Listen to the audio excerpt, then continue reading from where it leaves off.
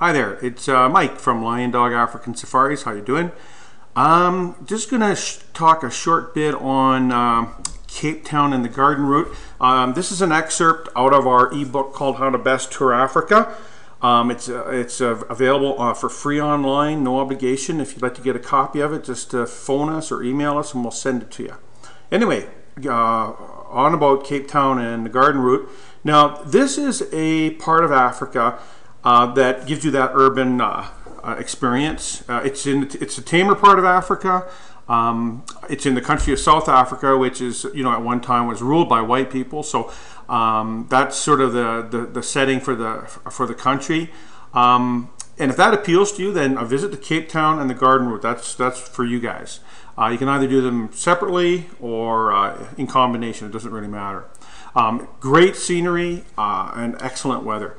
So this is just a picture of Cape Town. It's right on the tip of a peninsula. It's a beautiful city. This is Table Mountain up here I should say. This is the downtownish area, and this is the waterfront. And then this area over in here, it's called the Bowl. I know my cursor doesn't do a very good job of showing you what I'm pointing at, but hopefully you get the right idea there. So moving on here. Now, very diverse cultures, lots of restaurants, nightlife, shops, beautiful topography there. It seems to have a functioning transportation system there. A number of venues as well. So this can appeal to anyone from economy, mid-range, up to luxury level. The more popular attractions within Cape Town itself, so where you can actually stay in Cape Town and either just visit within Cape Town or just in short distance from Cape Town and be able to make it back to your Cape Town hotel again the same night. You could do obviously Robben Island, which is an island just off the shore of Cape Town where Robert Mandela was incarcerated. Now in our documents, we also throw in a number of links that if you just click on it and open it up, it'll show you a little more about the location, and oftentimes it's a video. You can just enlarge it here, and again it talks about Robben Island, Cape Town. So to get out of that, if you want to stop watching that, just press escape. Tragic and inspirational brings you back, and then you can just push stop and then go back to the document. There we go. So anyway, you'll see those throughout our documents, and so this gives you another level. So this is what's called a PDF document. Some people like to print this kind of stuff off, and really, you're only printing half or less than half because you can't press the links when you print it off. So my suggestion is just leave it on your computer, access it that way, forward it on to friends that way. And don't waste paper. there's my 2 cents worth for the environment. Now, so when you're in Cape Town, you can do the Robben Island, Table Mountain, Cape Peninsula tour, Cape Region, Winelands, wine and cheese tasting mainly, the Kirstenbosch Garden Tour, biking. Biking's really big there. Hiking's really big there too, by the way. Lots of festivals. So depending on your interest, you might want to allocate 3 to 6 days or so there, right? In close proximity to the downtown area is an area called the Waterfront District. I pointed out to, in fact, this is a picture up above of sort of the front of it from the ocean. Shopping area, shopping district, restaurant district, and hotel district. Touristy, safe though, but just behind that area there's other areas that are beautiful boutique hotels, and the thing with the staying there, I mean, we haven't had any issues with any of our clients' safety, but you tend to mix more with the locals, whereas the waterfront, you're going to be it's pretty much all tourists there.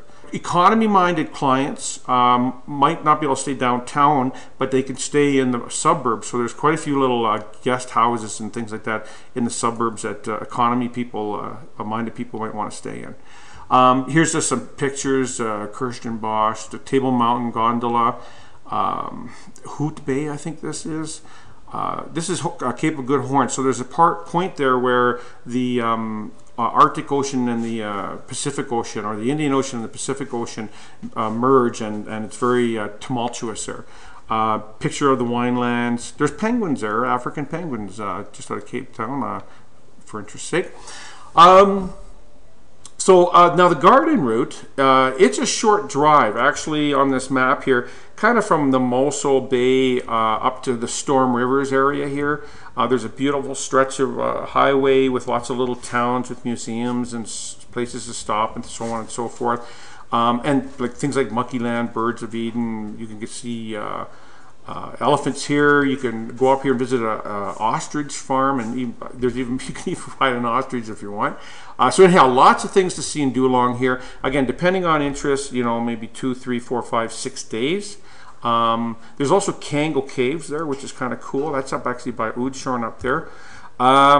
This paddle boat, we don't do that paddle boat anymore. It's actually disappointed a couple of our clients. So again, one of the advantages of working with us is we know what's good and what's not. So just showing you some pictures here. If you go during whale watching season, there's a spot where you can, they're just right outside the rock. It's quite amazing. One other thing I'm just going to go back on here a little bit. Here, by the way, are a lot of the things, not all the things, but a lot of things you can do on the garden route. Shark cage diving, October, September is best. The Kango Cavern Caves, I already mentioned those, ostrich farms. Now, another thing you can do on the garden route, they have a lot of decent private game reserves and sanctuaries. And if you've been watching any of my other videos, I talk about the difference between casual and serious safari enthusiasts. So for people who are more of what they consider themselves to be a casual safari person, this is a great place to go. So we can discuss that. Just give me a call and we can talk about that. Whale watching talked about adrenaline activities. So you got, I think, the world's highest bungee jumping, or something, the second highest, or anyhow, there's lots of adrenaline activities, festivals, hiking, biking, horse riding. If you're into horses, it seems about any level of horsemanship they have something for everybody there. Again, as I mentioned, or I didn't mention perhaps, about 3 to 6 days allocated to the garden route depending on your interest. Now, on the tours themselves, a typical tour here in Cape Town and also on the garden route for our mid-range and our luxury clients is where we have assign a professional guide with his own vehicle to your party, whether it be 2 or 4 or 5 or 6 or whatever the case may be.